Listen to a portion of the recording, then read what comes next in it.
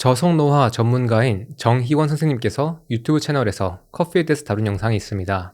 여기에서 수면에 큰 문제가 없다면 하루 서너 잔의 커피는 사망률을 줄이고 다양한 만성질환 예방에 도움이 된다 라는 말씀을 하셨습니다. 커피를 좋아하시는 분들 입장에서는 이게 얼마나 달콤한 말인지 압니다. 어떤 분들은 이걸 듣고 그래 건강에 좋다니까 3-4잔까지는 마음 편하게 마셔도 되겠다 라고 생각했을 겁니다. 그런데 사실 이 주장은 매우 중요한 부분을 놓치고 있으며 어떤 분들에게는 오히려 문제가 될 수도 있습니다. 오늘은 정희원 선생님께서 말씀하신 하루 3-4잔이 건강에 도움이 된다 라는 주장 안에 어떤 논리적 허점이 숨어 있는지, 커피가 우리의 건강에 정말로 어떤 영향을 미치는지, 그리고 실제로 커피를 줄이거나 끊으면 어떤 변화가 일어나는지 다뤄보겠습니다.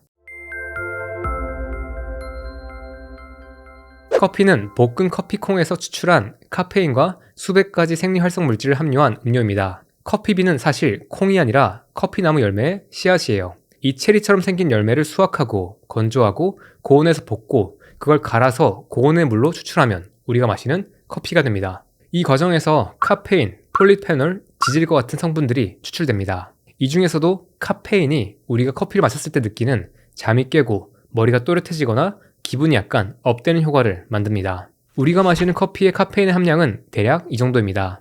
대표적으로 스타벅스의 톨 사이즈 아메리카노 한 잔에는 100에서 150mg 정도의 카페인이 들어있습니다. 카페인을 피하시는 분들이 드시는 디카페인 커피에도 사실은 카페인이 들어있는데요. 디카페인 아메리카노 한 잔에는 10에서 20mg 정도의 카페인이 들어있습니다. 일반 커피의 10분의 1 이하 정도의 카페인이죠. 정희원 선생님께서 커피에 대해서 주장하신 내용은 다음과 같습니다. 하루에 3-4잔 정도의 커피는 전체 사망률을 줄이고 심혈관 질환, 제2형 당뇨병, 파킨슨병, 일부 암 또는 간 질환 같은 것들을 예방하는데 도움이 될 수 있다. 두 번째, 커피의 곰팡이 독소는 큰 문제가 아니다. 세 번째, 커피에 넣는 첨가당이 더 문제다. 네 번째, 임산부나 수면에 예민한 사람들은 커피를 조심해야 되지만 그 외의 사람들한테는 하루 3-4잔 정도는 괜찮다. 이 중에서 곰팡이 독소나 첨가당 문제에 대해서 다룬 것은 문제가 없습니다. 일부 신선하지 않은 커피에 곰팡이가 있을 수 있지만 그게 독소로서 작용할 수 있긴 하지만 관리가 잘 되고 있는 커피콩은 과한 걱정을 할 필요가 없으니까요. 그리고 커피에 종종 들어가는 설탕이나 시럽, 그리고 프림이 더 문제라는 것도 동의를 합니다. 제가 설탕과 유제품에 대해서 다룬 영상은 이것들을 참고해주세요. 그런데 여기서 문제가 되는 건 2가지입니다. 첫 번째, 수면에 예민한 사람이 아니면 하루 3-4잔이 괜찮다고 말씀하신 것, 그리고 하루 3-4잔은 건강에 도움이 되는 섭취량이다 라는 뉘앙스로 말씀하신 겁니다. 정희원 선생님께서 이런 결론을 내릴 때 인용하신 논문들은 다음과 같습니다. 첫 번째는 2014년 미국 역학 저널에 실린 연구입니다. 연구진은 약 100만 명을 대상으로 한 데이터에서 12만 건의 사망 케이스를 분석했습니다. 전체 사망률과 심혈관 사망률이 커피 섭취량과 가지는 관계를 봤을 때 하루에 3-4잔의 커피를 마셨던 사람들에게서 전체 사망률과 심혈관 질환 사망률이 가장 낮게 나타났습니다. 두 번째로 언급하신 연구의 연구진은 커피가 질병을 예방하는 효과를 추산한 연구 결과들을 모았습니다. 그래서 커피 섭취량과 다양한 질환들 사이의 위험도를 분석했어요. 정희원 선생님은 이 논문의 연구진이 미국인이 커피를 전혀 마시지 않고 있는 상황과 비교했을 때 커피의 현재 소비가 질병을 예방해준 정도를 예측한 주장을 인용하셨습니다. 그 내용은 현재 커피 소비가 심혈관 질환을 88% 예방해주고 있을 것으로 추산된다. 여러가지 암을 적게는 5%에서 많게는 12% 예방해주고 있을 것으로 추산된다. 커피가 수만 명에서 수십만 명에 해당하는 사망을 예방해주고 있을 것으로 추산된다 라는 주장입니다. 세 번째는 슬립 메디슨 리뷰에 실린 수면 관련 요약 자료였습니다. 약 2,700명을 대상으로 커피 섭취량과 수면의 질을 조사한 연구들을 종합했을 때 하루에 1잔에서 4잔 정도 마시는 사람들의 주관적인 수면의 질이 커피를 전혀 안 마시거나 하루에 5잔 이상 마시는 사람들보다 좋게 나왔다는 결과가 나왔습니다. 정 선생님께서는 이걸 인용하시면서 하루에 3잔에서 4잔 정도는 수면에도 큰 문제가 없다는 결론을 내리셨습니다. 그리고 이런 데이터들을 묶어서 하루에 서너 잔의 커피는 사망률을 줄이고 여러 질병을 예방해주는 건강한 습관일 수 있다라는 이 전체적인 결론을 내리신 거죠. 이제부터 이 논리 안에 어떤 허점이 숨어 있는지 살펴보겠습니다. 결정적인 것은 위에서 언급한 연구들이 모두 관찰 연구라는 겁니다. 커피를 얼마나 마시는지 사람들이 스스로 보고를 하고 그 사람들을 장기간 추적해서 누가 어떤 병에 걸렸고 누가 사망했는지를 보는 방식이죠. 이런 연구는 상관성은 보여주지만 인과관계는 증명하지 못합니다. 의학 논문을 읽을 때 상관관계와 인과관계를 구분하는 것은 아주 중요합니다. 상관관계는 A와 B가 나타나는데 어떤 규칙적인 관계가 있다는 뜻이고요. 인과관계는 A 때문에 B가 발생했다. 즉 A가 B의 원인이라는 뜻입니다. 예를 들어서 커피를 많이 마시는 사람들에게서 심장병이 적었다는 건 상관관계이고요. 커피를 마시면 심장병이 예방된다 까지 말하려면 인과관계가 입증돼야 합니다. 커피를 어느 정도 마시는 집단에서 질병의 발병률이 낮았다는 데이터를 볼 때 우리가 유추할 수 있는 시나리오는 기본적으로 두 가지입니다. 첫 번째, 이 사람들이 커피를 마셔서 건강해졌다. 두 번째, 이미 건강한 사람들이 커피를 많이 마셨다입니다. 예를 들어서 건강하지 않은 사람은 애초에 커피를 못 마실 수도 있습니다. 카페인 대사 능력이 떨어져서, 위가 안 좋아서, 수면에 문제가 있어서, 고혈압이 있어서의 등등의 이유로 우리가 커피를 안 마실 수도 있는 거죠. 그래서 커피를 아예 안 마셨던 사람들은 커피를 마셔서 몸이 나빠진 게 아니라 건강이 안 좋아서 또는 수면에 문제가 있어서 안 마신 것일 수도 있습니다. 그리고 우리가 평소에 커피를 언제 마시는지를 생각해 보겠습니다. 일할 때, 사람들을 만날 때 또는 운동하기 전입니다. 일을 한다는 건 그만큼 정신적이고 육체적이고 사회적으로 무언가를 활발하게 하면서 살고 있다는 걸 뜻합니다. 운동을 많이 하는 사람들이 특히 커피를 더 마실 수도 있고요.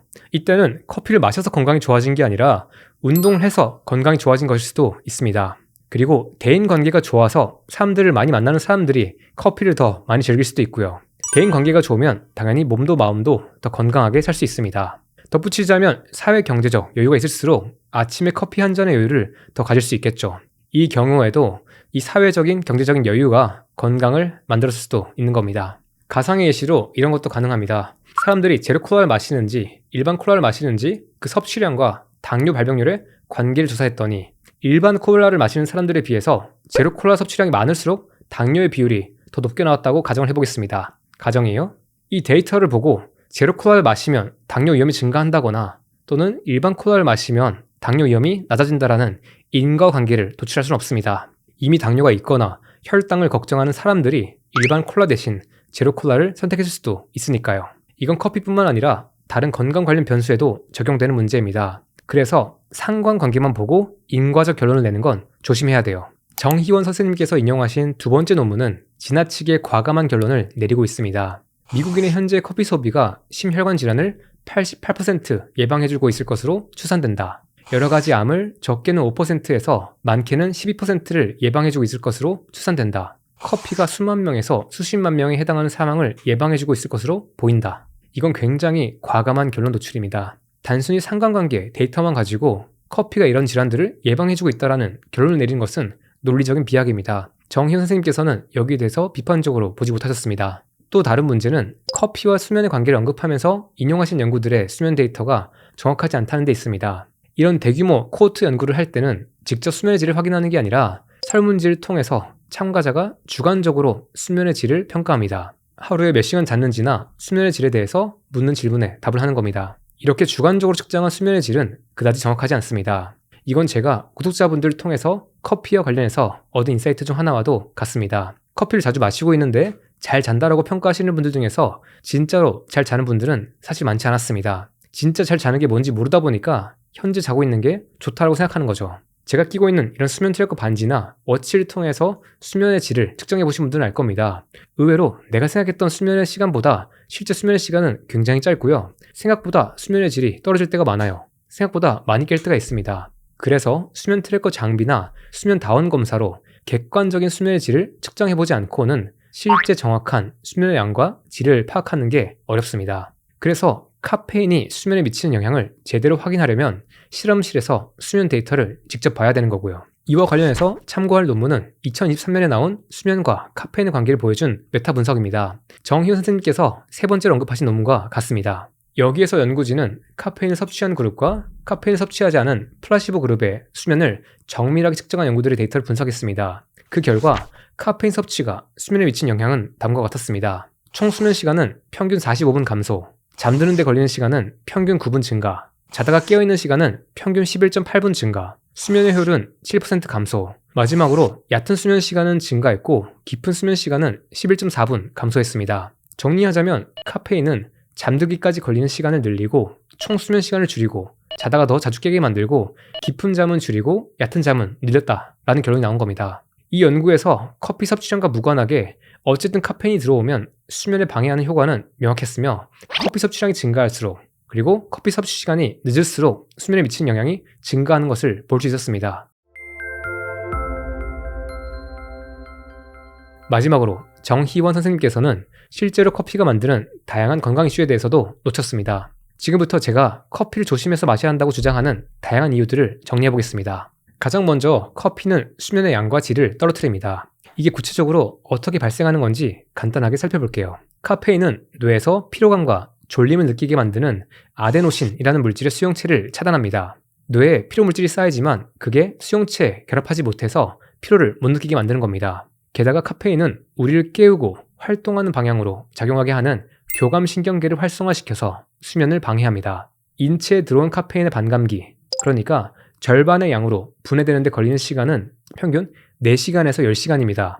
예를 들어서 누군가의 카페인의 반감기가 6시간이라고 가정을 하면 이 사람이 정오에 카페인 100mg을 섭취하면 저녁 6시에는 50mg, 자정에는 25mg의 카페인이 몸에 남아있는 겁니다. 이건 평균이기 때문에 혹시나 개인의 카페인 대사 능력이 떨어지거나 나이가 들었거나 건강이 좋지 않다면 카페인이 분해되는데 더 많은 시간이 걸릴 수도 있습니다.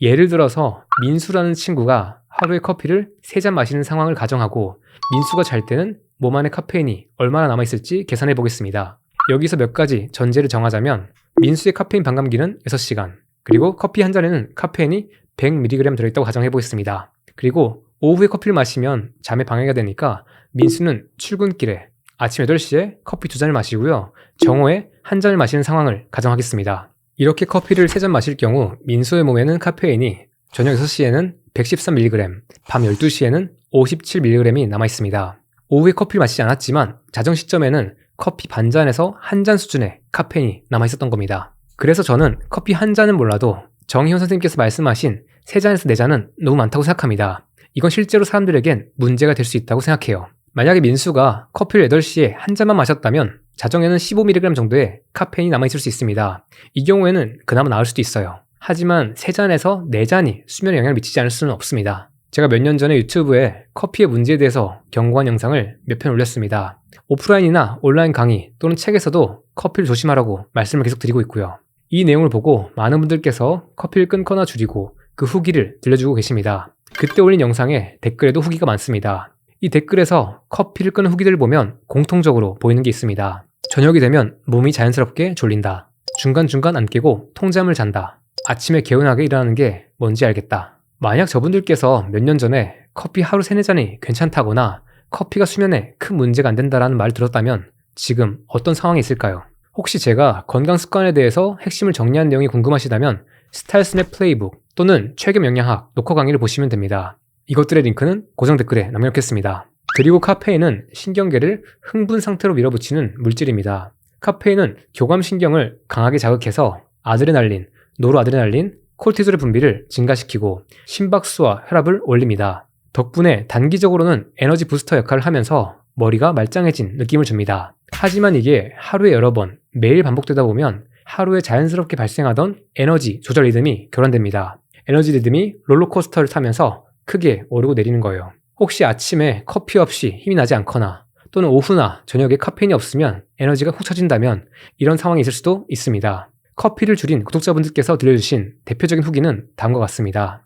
커피를 끊은 지 2주가 되자 업앤다운이 없어지고 기초 에너지 레벨이 올라왔다. 항상 물에 젖은 솜같이 무거운 느낌이었는데 수면의 질이 좋아지고 아침에 개운하고 머리가 맑아졌다. 커피를 마실 때 예민해지고 마시지 않을 때는 무기력해지는 걸 느꼈다. 그동안 마셨던 커피값을 생각하면서 가슴을 쳤다. 커피와 유제품을 끊고 통증이 거의 없어졌고 몸이 가벼워지고 무기력이 덜하고 수면의 질도 좋아졌다. 무분별한 카페인 섭취는 도파민 시스템도 교란할 수 있습니다. 카페인은 도파민 시스템을 올려서 기분을 약간 올려줍니다. 그런데 이게 또 반복되면 뇌 보상 회로의 민감도가 떨어지고 보상을 주는 자극이 없을 때는 더 멍하고 예민하고 다운된 상태가 될 수 있습니다. 그래서 그런지 커피를 끊거나 줄인 뒤에 불안감이 줄었다거나 짜증이나 예민함이 줄었다거나 기분이 좀 더 잔잔하고 안정적이라고 말씀하시는 분들이 많았습니다. 신경계 관점에서는 커피는 자극 없이 편할 수 없는 뇌를 만드는 위험이 있습니다. 그래서 커피를 줄여보거나 끊어보시면 자극 없이도 편할 수 있는 뇌를 만들 수 있는 거예요. 카페인은 심혈관 기능에도 큰 영향을 미칩니다. 단기적으로 혈압을 높이고 심박수를 빠르게 하고 심장의 전기적 안정성에도 영향을 줄 수 있습니다. 사실 이 효과들은 적당하면 우리의 퍼포먼스나 심혈관 건강에 도움이 되는 측면도 있습니다. 하지만 문제는 지나칠 때 발생해요. 한 연구에서는 카페인을 줄였을 때 수축기 혈압이 5에서 6, 이완기 혈압이 3에서 4 정도 감소했다고 보고했습니다. 그래서 특히 고혈압이 있거나 부정맥을 경험해본 사람들은 카페인을 조심해야 합니다. 그래서 혹시나 고혈압 약을 드시고 계시는 분들은 2주에서 4주만 커피를 줄이거나 끊어보면서 혈압을 꾸준하게 확인해보세요. 고혈압의 원인이 다양하긴 하지만 이것만으로도 수치가 많이 바뀌는 분들이 있었습니다. 커피를 끊으면 일어나는 의외의 변화가 피부가 좋아지는 겁니다. 카페인은 교감신경을 과하게 자극하기도 하고 이뇨작용을 통해서 체내 수분과 미네랄, 특히 아연과 마그네슘의 손실을 유발합니다. 이것은 피부의 산소 공급력과 수분 유지력을 떨어뜨려서 피부 장벽을 약화시킬 수 있습니다. 그리고 카페인이 스트레스 호르몬인 코르티솔을 올리면 피지 분비와 염증을 키울 수도 있고 피부 재생에도 방해가 됩니다. 참고로 저는 이런 효과에 엄청 예민해서 커피를 마시면 1시간 안에 입술과 피부가 아주 살짝 건조해지는 게 느껴져요. 이게 마치 우리가 긴장했을 때 나타나는 반응과 비슷합니다. 그리고 무엇보다도 피부 건강에 수면이 중요하다는 것을 아실 겁니다. 카페인이 잠까지 방해를 하면 피부 재생은 더 어려워집니다. 그렇기 때문에 커피를 끊고 나면 피부톤이 맑아지고 촉촉해지고 좋아지는 겁니다. 마지막 문제는 위장 건강입니다. 커피를 아침 공복에 마시는 분들이 많을 겁니다. 카페인은 위의 쓴맛 수용체를 자극해서 위산 분비를 촉진합니다. 공복에 커피를 마시면 빈속에 나온 위산이 위 점막을 직접 자극해서 속쓰림, 위염, 심하면 궤양과 출혈까지 이어질 수 있습니다. 실제로 위역류나 위염이 있는 분들은 커피를 줄이고 또한 저녁을 늦게 먹지 않는 것까지 하시면 이 두 가지만 해도 증상이 확 줄어드는 경우가 많습니다. 이런 것들을 종합적으로 봤을 때 비로소 우리는 커피가 몸에 어떤 영향을 미치는지를 알 수 있습니다. 하지만 커피의 장점도 분명히 있습니다. 커피는 우리가 각성하게 만들고 집중력과 기분을 올려줍니다. 사실 삶이라는 게 쉽지 않은데 우리가 일상에서 일을 하거나 어떤 활동을 할 때 그걸 잘 할 수 있게 도와주는 것은 굉장히 감사한 일입니다. 카페인은 운동 능력에도 확실히 도움이 되고요.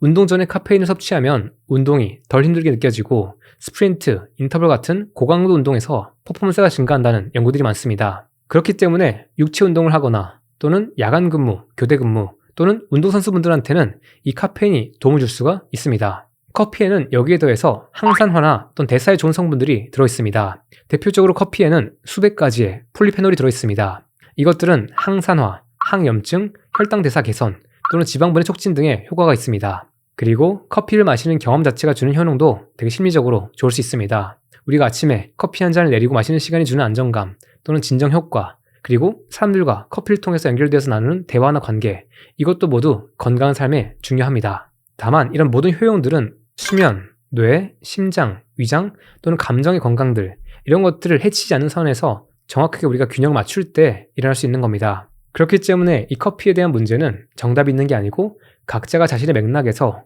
효용과 비용을 분석해서 결정할 문제입니다. 만약에 수면을 중요하게 생각하거나 앞에서 말했던 건강 문제들을 조심한다면 커피를 줄이거나 끊는 것에 큰 점수를 매길 수 있고요.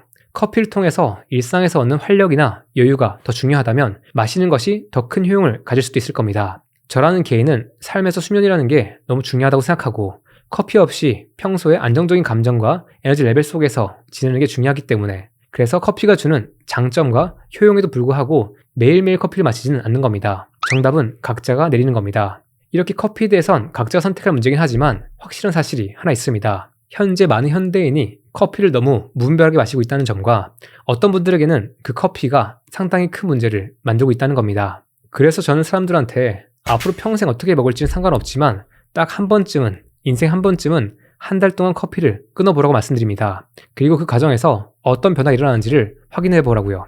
그 다음에 결정해도 늦지 않습니다. 저도 오랫동안 커피를 매일 한두 잔씩 마실 때는 제가 밤에 잘 자는 줄 알았습니다. 커피의 영향을 많이 안 받는다고 생각했어요.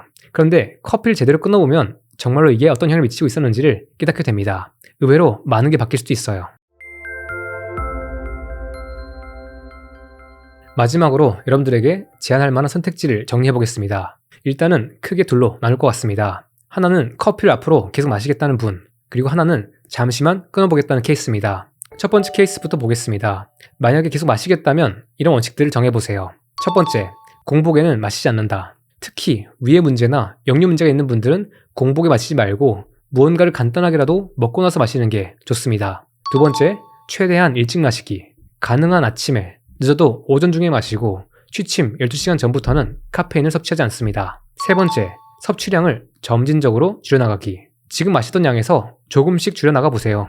하루에 3잔 마시고 있다면 하루 2잔으로 한 달간 지내보세요. 그리고 2잔을 마셨다면 한 잔으로 줄이고 또 한 달간 지내보세요. 그런 식으로 점진적으로 줄여나가 보는 겁니다. 네 번째, 커피가 있으면 이걸 다 마시지 말고 몇 모금만 마시고 남기는 겁니다. 이건 제가 사용하는 방식인데요. 저는 가끔씩 커피를 마실 때 한 잔을 다 먹지 않습니다. 대신에 이 향과 맛을 느낄 만큼 몇 모금만 마시고 멈춰요. 사실 이제는 카페인에 민감해져서 이것만 마셔도 충분히 커피 효용을 누릴 수 있습니다. 사람들과 어울릴 수도 있고 기분도 얻을 수 있습니다. 이 전략은 술에 비유를 하면 이해하기가 쉽습니다. 우리가 술을 마신다고 해서 이 와인 한 병을 다 마실 필요는 없습니다. 소주도 한 병을 다 마실 필요가 없어요. 딱 와인 한 잔만 또는 소주 몇 잔만 마시고 몸에 큰 부담이 되지 않게 누린 다음에 멈추는 거죠. 다섯 번째는 커피를 디카페인 커피로 바꾸는 겁니다. 디카페인 커피에는 일반 커피의 10분의 1 이하 정도의 카페인이 들어있으니까 당장 커피를 끊는 게 힘든 분들은 이런 방식을 통해서도 도움을 받을 수 있겠죠. 그런 식으로 점진적으로 우리가 줄이고 현명하게 먹는 방식으로 나아가는 겁니다. 그리고 두 번째 케이스는 카페인을 4주 동안 끊는 케이스입니다. 그렇게 하시면 변화를 빠르게 볼 수 있어요. 앞으로 4주 동안 수면, 에너지 레벨, 감정과 위장 상태, 피부, 혈압이 어떻게 변하는지 기록해보세요. 커피의 의존도가 높았던 분들은 첫 2일에서 5일 정도는 두통과 피로, 우울감 같은 금단 현상이 있을 수 있습니다. 하지만 그 구간은 지나가야 되고요. 그걸 지나고 나면 몸이 새롭게 균형을 맞출 겁니다. 그렇게 1주에서 2주가 지나고 나면 수면의 질, 에너지 레벨, 컨디션 같은 것들이 꽤 많이 바뀔 거예요. 아마 지금 커피를 끊을 엄두가 안 나는 분들이 있을 겁니다. 저도 그랬고 많은 분들이 그랬습니다. 이 커피를 끊으실 때 커피를 여러분들의 전 남친 또는 전 여친과 같은 과거의 연인이라고 생각하시면 쉽습니다. 막상 헤어질 때는 그 사람 어떻게 잊을지 상상도 안 되지만 지금은 그분들이 뭐하고 있는지도 모르시잖아요. 이걸 위해서 필요한 건 두 가지입니다. 하나는 시간이고요. 하나는 커피의 빈자리를 채울 무언가입니다. 그리고 그 커피의 빈자리를 더 좋은 차나 또는 건강한 습관들로 채우면 커피와 헤어지는 게 더 쉬워집니다. 그리고 제가 한 가지 장담하자면 커피를 일정 기간 이상 안 마시면 언젠가부터는 점차 생각이 안 납니다. 정말 이거 없이도 잘 살 수 있게 돼요. 저는 지금 커피를 정말 필요할 때만 많지 않게 마십니다. 제가 지금 커피를 마시는 상황은 가끔씩 장거리 운전을 하거나 또는 오늘 꼭 맞춰야 되는 일이 있는데 집중력이 필요하거나 운동 퍼포먼스를 잘 내고 싶거나 또는 그냥 날씨가 좋아서 기분이 좋을 때 그럴 때는 그냥 마십니다. 단 과하지 않게요. 여러분들께서도 이 각자만의 방식으로 이 커피라는 이 연인과 건강한 관계를 다시 맺으시길 바라겠습니다. 참고로 오늘 제가 정희원 선생님의 특정 주장을 비판했지만 정희원 선생님께서 건강한 정보를 전달하기 위해서 노력하시는 것과 그 진정성에 대해서는 존중과 응원을 보냅니다. 사실 건강과 관련된 주제는 원래 변수가 많아서 섬세한 접근이 필요합니다. 저도 마찬가지로 언젠가 어떤 설명을 하다가 오류를 범하거나 오해 소지를 만들 수도 있을 겁니다. 그렇기 때문에 이 건강 관련 정보는 논리를 바탕으로 서로 검증하고 점검하는 일이 중요하다고 생각합니다. 그 과정은 우리 사회를 더 건강하게 만들 거고요. 오늘 준비한 내용은 여기까지입니다. 혹시나 이 영상을 보시고 커피를 끊거나 또는 절제를 해봐야겠다 라는 결심이 든다면 댓글로 그 결심을 공유해주세요. 결심을 하게 된 이유 또는 지금까지 어떻게 커피를 마시고 있었는지 앞으로 어떻게 바꿔보고 싶은지 이런 것들을 적어주시면 하나씩 찬찬히 읽어보겠습니다. 그리고 응원 보내겠습니다.